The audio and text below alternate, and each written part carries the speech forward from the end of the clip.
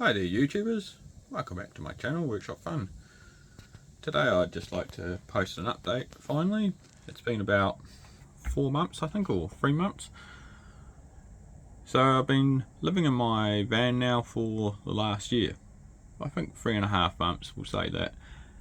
And now I'd like to talk about what's been done to the van, any little teething problems that were ironed out, any improvements, and also just the finishing off work in general.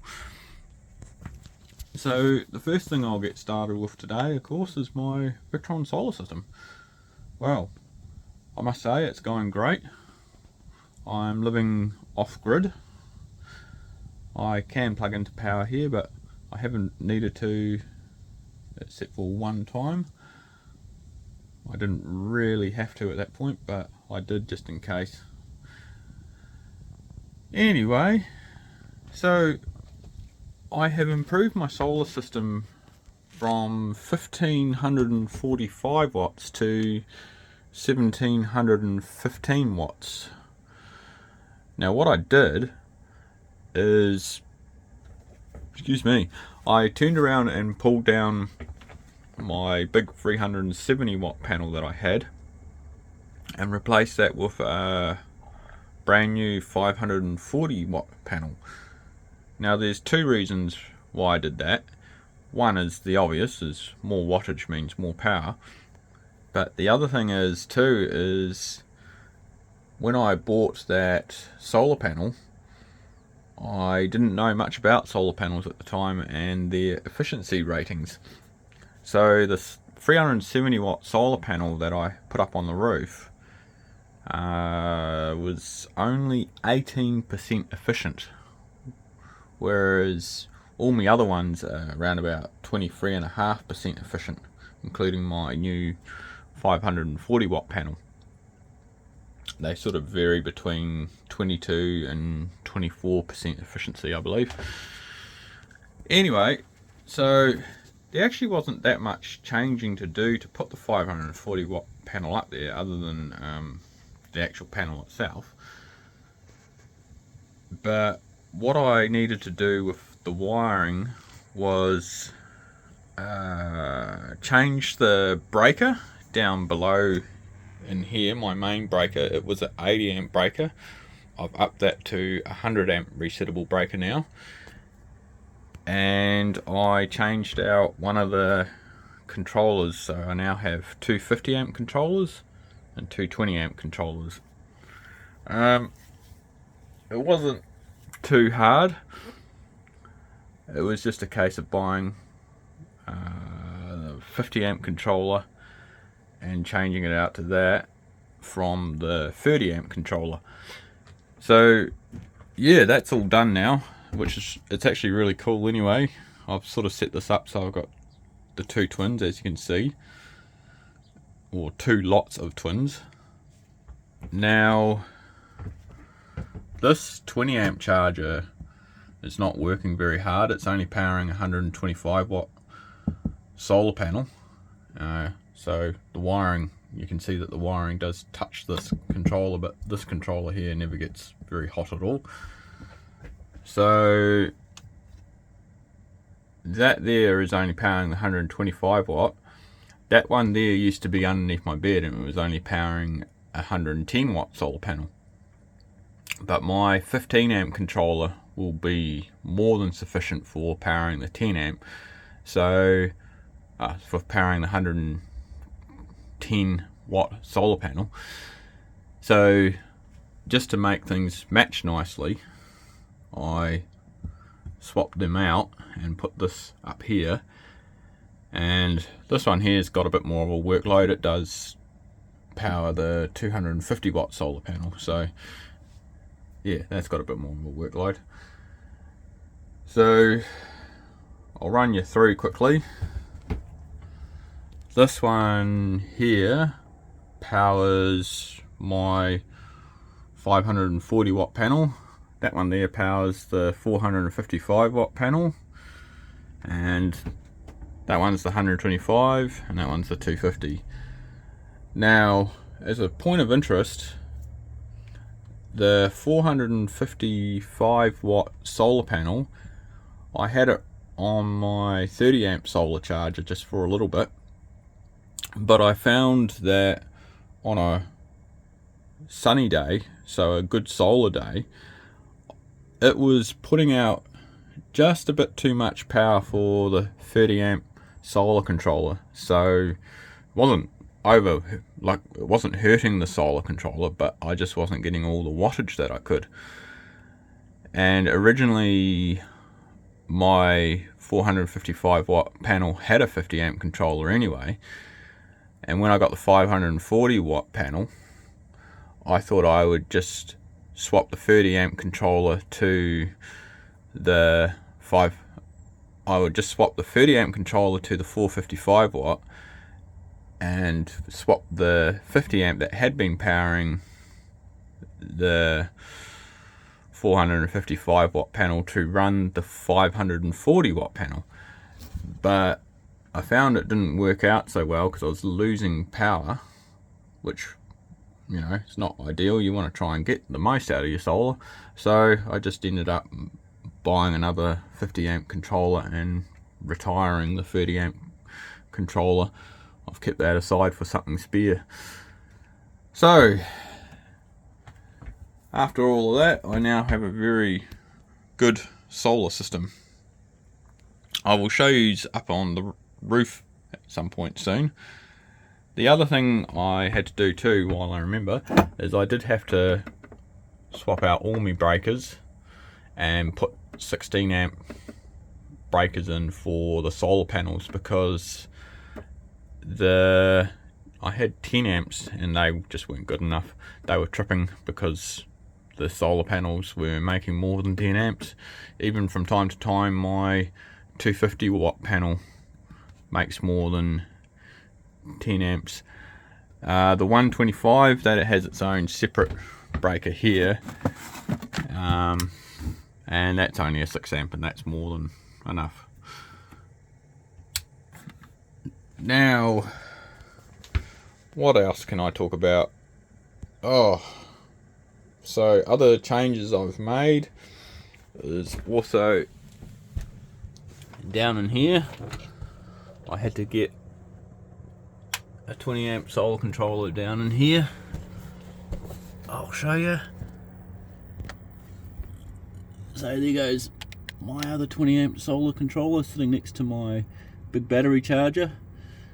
Now I have 4 60 watt solar panels hooked up in series and then in parallel, and they feed into that.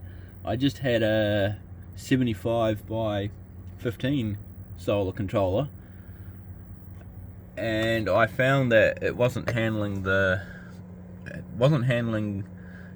load of the solar too well.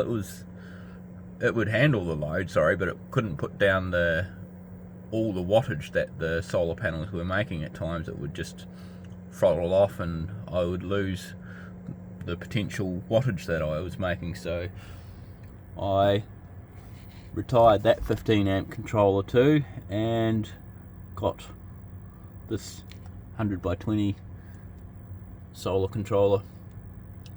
So all my gear, of course, is Victron, and all of it's the Bluetooth stuff. If you guys haven't seen this channel before, my system is a bit unique. I don't have a Quadro or a Multiplus. I have a Phoenix Smart Inverter and 2 50 amps free outputs IP43 battery main chargers. So I have 100 amps of main charging. These both are just set to run at 35 amps. So there's my main one. So this mains charger is the IP43 charger, but it's the 110 240 volt version, and that's set up as my main because you can turn that off and on via the Bluetooth app if you want to, whereas my other one, which looks exactly the same, is the 240 volt only edition, and you cannot turn that one on and off via the Bluetooth app. So it's a handy feature to have. And what I'll do is I'll just take you and show you my other mains charger. You briefly saw it. I'll turn the light on again. So that's my other one. Same deal, it's just that it's not the 110 240 version, but these are fantastic chargers.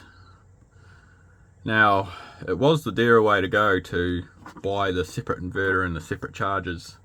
These are worth about $1,000 each New Zealand, and my inverter was, I got the free VA, and it's the Phoenix Smart Inverter 12 volt, so it's the gruntiest 12 volt one you can get, and I do need it when I'm running my coffee machine and computer and that stuff. Now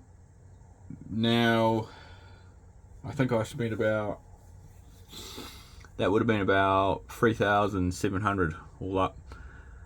And what I did is, to make the two chargers work as one, these have a remote relay. So I use my main charger's relay to turn this one on and off through its remote. So the two chargers actually act as one.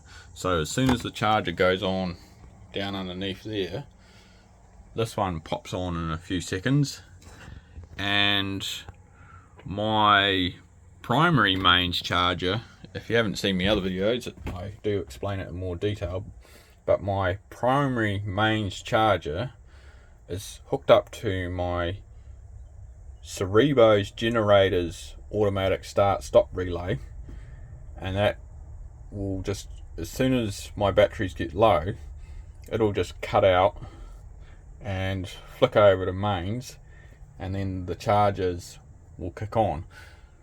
And if I don't have it plugged into mains, then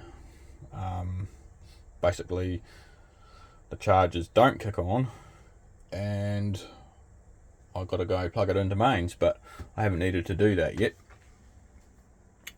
But what I could do literally is turn around and buy myself a generator one day if I really wanted to, but while, you know, here I can actually plug into mains if I need to, and, you know, turn around and fire up the battery chargers and recharge my batteries that way if I wish to, but I just haven't needed to. I've got enough solar that it's tying me over.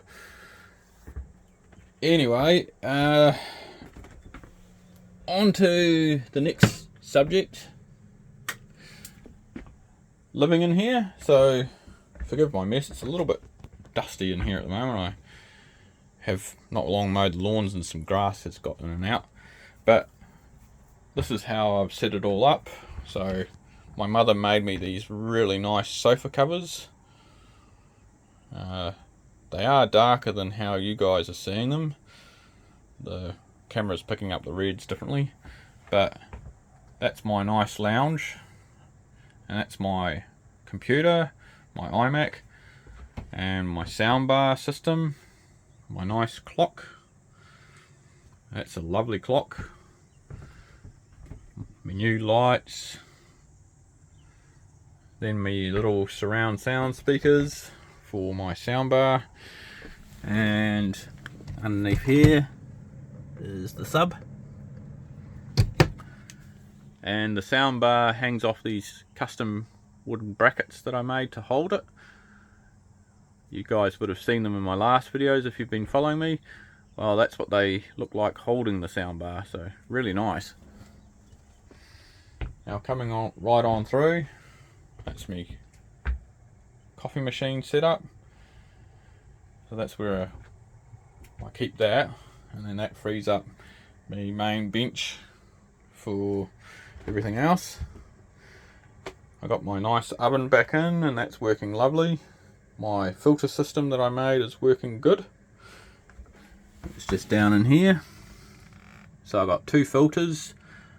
You got your 20 micron for catching your debris, it's just a carbon filter, and then 0.6 micron for, you know, filtering the water and purifying it. So that's lovely. diesel heaters worked out well. That's down there. The other thing, when I renovated this caravan, if you didn't follow me other videos too, I changed the hot water cylinder in this. I put a Suburban hot water cylinder in, and it's a 22.5 litre, and this caravan out of the factory only came out with a 10.5 litre in it, so that's a bit ridiculous. So I upped it to this Suburban hot water cylinder, and this is a gas and an electric, but often I just run the electric and use my solar to heat it, which is fantastic. It's doing a good job. That there is me little 75 by 15 solar controller, and that's its breaker in that. So you got two breakers in that breaker box, one for the diesel heater and one for the solar controller. And the diesel heater has, what I had to do to carry the solar power through to the bus bar. The bus bar's where my inverter is, back in the sofa. I bought two 16mm square cables, the silicon cables, and hooked them up straight to the bus bar and straight into here on its own bus bars. And then that now handles the draw that the diesel heater draws when it's first firing up, and also can allow quite a lot of amps going through to the main bus bars and straight to the battery banks. So that's how I did that. All overkilled, so it's no energy loss. It's pushing the energy through efficiently, and I can also add to it if I ever want to, or draw off it if I ever want to. I've got the leverage to do that.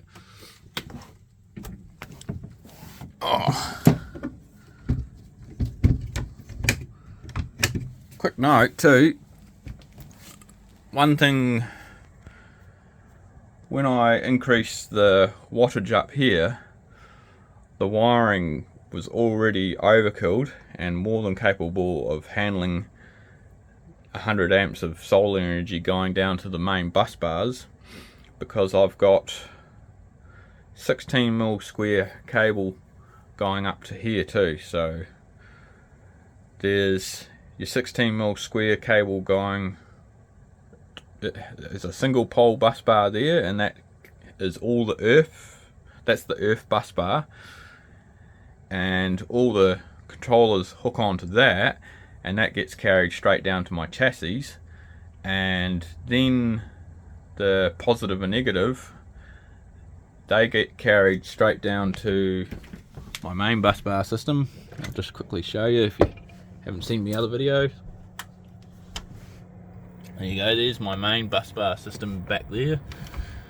So those are 600 amp rated bus bars, and everything gets carried through to there and goes into the batteries from there. So it's worked out pretty good. There's my Cerebo and my USB hub for the extra solar chargers and everything. I also have two IP65 smart shunts as well. One of them is my shunt, and one of them is acting as a DC meter for my inverter. You can see the big thick black cable going straight up, that's my inverter's negative, and that measures what my inverter takes. Now the reason why I did that is the Multiplus and the Quadro have it built in, but the Phoenix Smart Inverter doesn't have the energy reading system that the Multiplus and all that have in them. So when you're using DVCC, excuse me, if you don't have a shunt set as a DC meter, when you use your inverter, DVCC doesn't know that your inverter is drawing energy, and yet if you have a big inverter like mine, it's the main thing that's drawing energy. So the system needs to know that that energy is being drawn, so therefore it can increase your solar at the time, increase the input of your solar at the time to feed your system. And then when you stop using the inverter, it decreases your solar input down to your preset limit, so it doesn't overcharge your batteries. It's a very smart system, and I love it. So now by putting the DC smart meter on my inverter, when I turn my coffee machine on here, you'll see AC load's gone up straight away, and now my DC load has just gone up straight away too. And that's what the smart meter on the end of the inverter allows my system to do. It can detect that now, and now DVCC can turn around and increase my solar input, although it's a cloudy day so I'm not getting much solar anyway. But if it's a sunny day, it can increase it to suit, and then when my coffee machine goes off or whatever, my hot water system goes off, then it can turn around and throttle back my solar system to make sure that it doesn't overcharge my batteries. Now, a thing with DVCC is it is meant for Victron batteries only. I'm not using the Victron batteries. I did, however, ring up my supplier and ask if they were okay for DVCC, and they said yes. I don't have the BMSs that are the same as the Victron ones, where you can use a CAN bus and plug it into the Cerebo, but I have the Bluetooth BMSs in my batteries, and I've watched them very carefully, and I noticed they do follow the same algorithm, the charge algorithm, that my Victron system throws at it. So I've done my research carefully, and I've never seen my batteries get too hot or not follow the same suit as the algorithm that's being followed by my Victron system. So they seem to match pretty well. I might be just lucky, but if you are going to use DVCC and not have the Victron batteries, do it at your own risk, and make sure you do your own research to ensure that the batteries are still following the same algorithm as your Victron setup. Most smart batteries nowadays do have their own BMS, which will only allow their parameters anyway, but it still pays to do your own research and make sure that you're not doing anything untoward towards your batteries. My ones have been working out very well, fortunately, and as stated, I haven't noticed any temperature increases in my battery or any undercharging or overcharging, anything like that. It's been perfectly fine, so I'm just going to run with it. So, but once again, I'll just reiterate, do that at your own risk. Now, what else? Oh, what I'll do is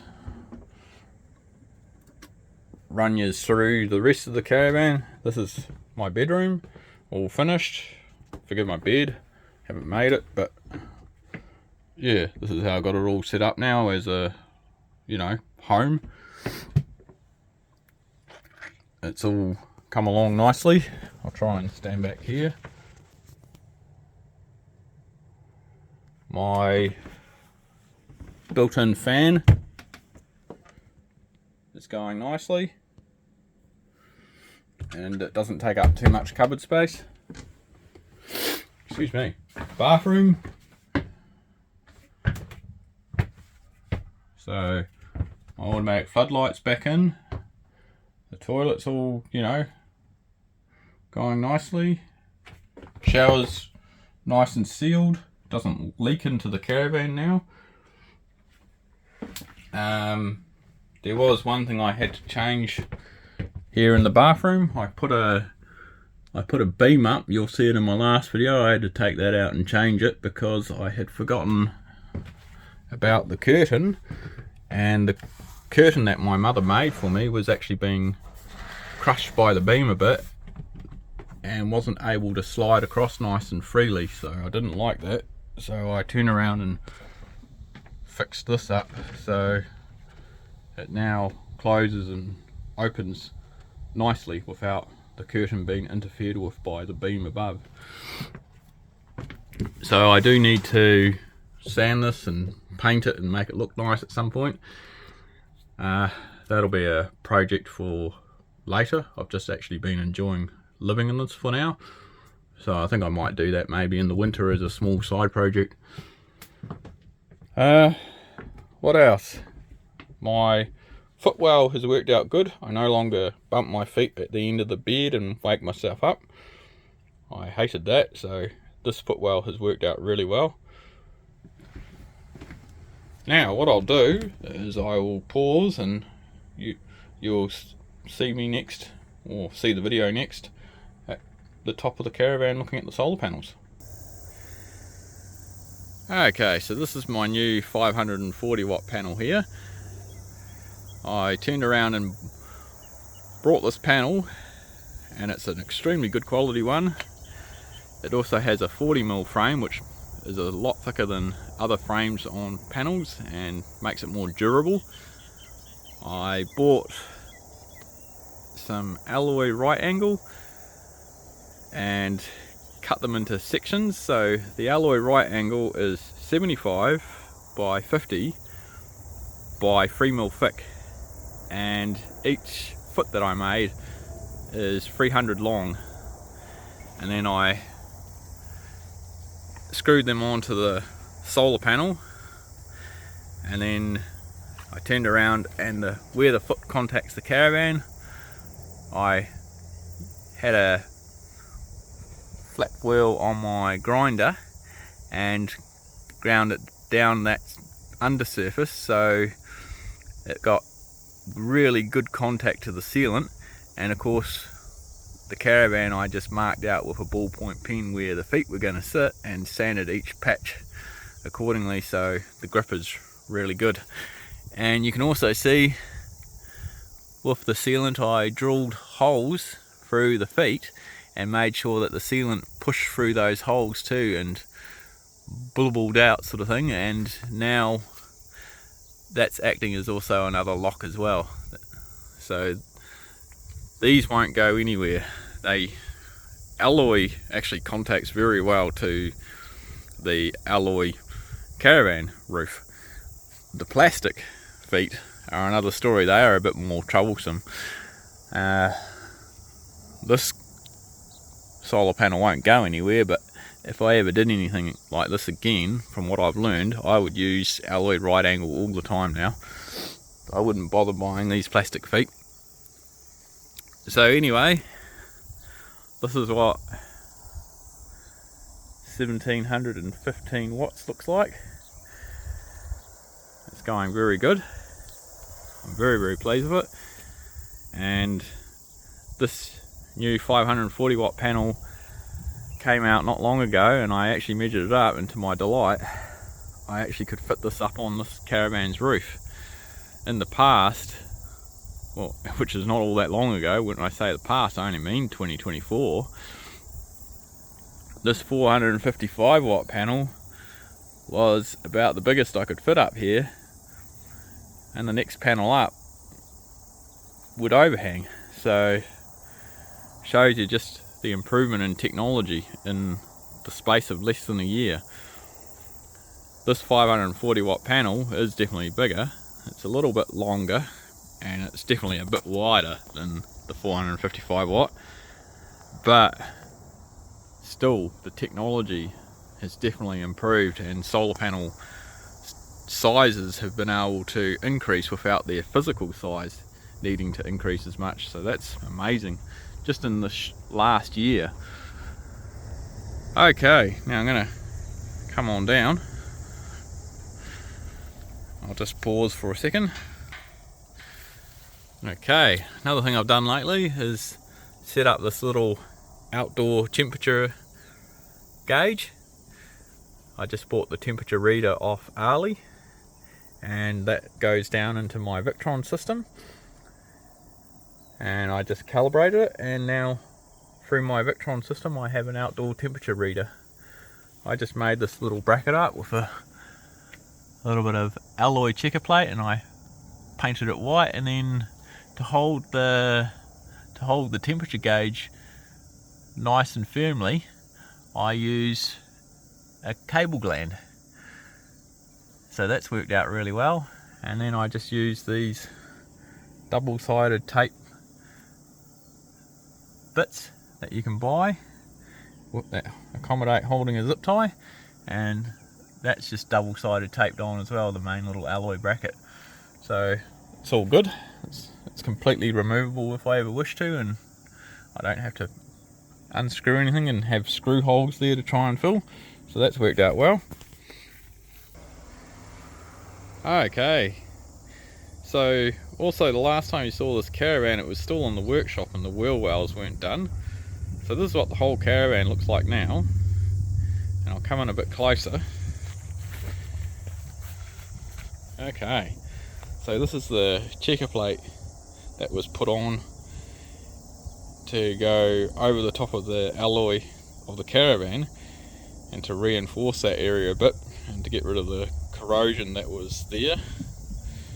And then the wheel wells went back in, of course, too, and they were all resealed and redone, and any rot was fixed up and taken out. And the way that the plastic wheel wells have gone back in, with beams going across the lips of the plastic wheel well, it's actually made it far more superior to how it was when it came out of the factory. And then the plastic guards have gone back on. So each of the wheel wells, it's going to be pretty hard to show you now. Yeah, it's pretty hard, but just there you can see a little bit of a beam. It's just some treated pine, and then I tarred over it so it just blends out nicely. But that, and so there's a strip across each of the main seams of the wheel wells, and that is what helps support the wheel wells now too. And it mushed the seal against the caravan, or the sealant against the caravan better too, because it had that whole surface pushing against the plastic wheel wells when the sealant was setting. So that's really improved everything. Okay, right, we'll just come back into the caravan now. Okay,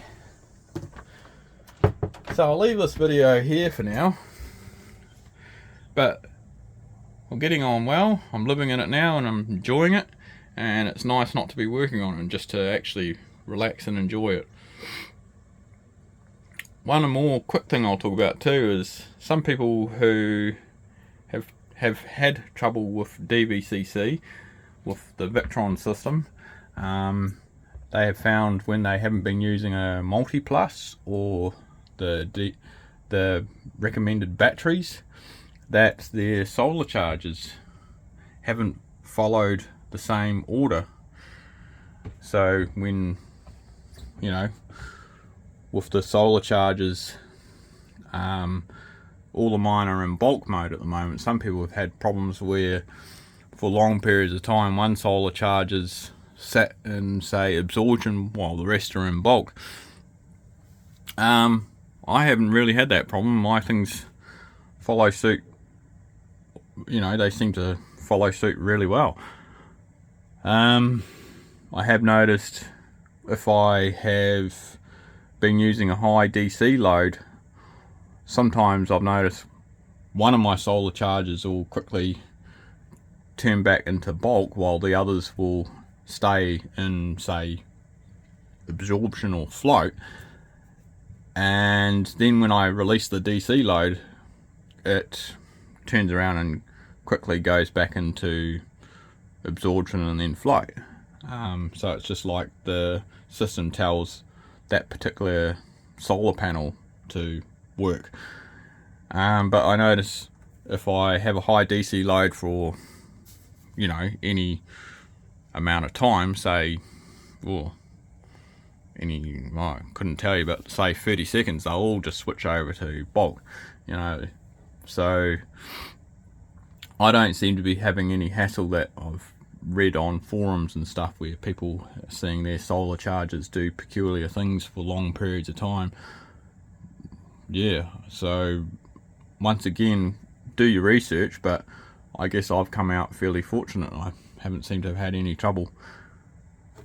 Okay then, I'll leave it at that for now, and everybody have a good day. Thank you. Bye.